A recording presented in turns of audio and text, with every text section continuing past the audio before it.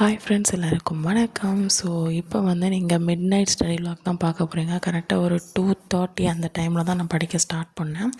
ஒரு 2:20 அந்த டைமில் நான் என் ஃப்ரெண்டு கால் பண்ணி பேசிவிட்டு அதுக்கப்புறம் ஒரு 2:30 அந்த மாதிரி டைமில் நான் கரெக்டாக ஸ்டார்ட் பண்ணேன். ஃபஸ்ட்டு வந்து நான் முதல் நாள் நைட் வந்து மறுநாள் என்ன படிக்கணும்னு நினச்சி எழுதி வச்சேன். பட் அதுபடி ஃபுல்லாக நடக்கலை. பட் பாதி தான் நடந்துச்சு. ஸோ ஓகேன்னு சொல்லிட்டு ஃபஸ்ட் நான் டென்த்து ஸ்டாண்டர்ட் சோசியலில் நான் எடுத்தேன். 19ஆம் நூற்றாண்டின் சமூக சமய சீர்திருத்த இயக்கங்கள் இருக்குல்ல, ஸோ அதுதான் படிச்சுட்டு இருந்தேன். ஸோ அது எனக்கு படிக்கவே கரெக்டாக இருந்துச்சு. அதுக்கப்புறம் ஓவராக ஹெட் பெயின் வந்துட்டு லைட்டாக.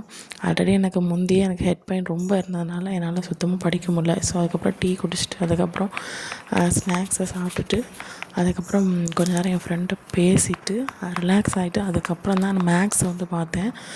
மேக்ஸில் என்னால் கொஞ்சம் தான் பார்க்க முடிஞ்சது. நான் என்ன நினச்சேனோ அதை என்னால் பார்க்கவே முடியல. ஸோ 3 பிளான் போட்டேன். அதில் எனக்கு 1.5 பிளான் தான் ஒர்க் அவுட் ஆச்சு. ஸோ கொஞ்சம் இது பார்த்தேன். இட்ஸ் ஓகே, பரவாயில்ல, இதோட விலாக் வந்து அப்படியே முடிஞ்சிடுச்சு. எழுதின பிளானை கரெக்டாக படிக்க முடியலன்னு சொல்லி ஃபீல் பண்ணக்கூடாது. கிடைச்ச டைமை யூஸ் பண்ணிக்கணும். அதுக்கப்புறம் பிளானிங் வந்து கம்மியாக போடணும். ஓகேங்களா? ஸோ கம்மியாக போட்டால் தான் நெக்ஸ்ட்டு வந்து உங்களுக்கு அதை படிக்க முடியலங்கிற ஒரு ஃபீல் இருக்காது. ஓகேங்களா? ஸோ கம்மியாக போட்டு நிறைய படிச்சிங்கன்னா ரொம்ப உங்களுக்கே ஒரு மோட்டிவேட் ஆகும். ஓகேங்களா?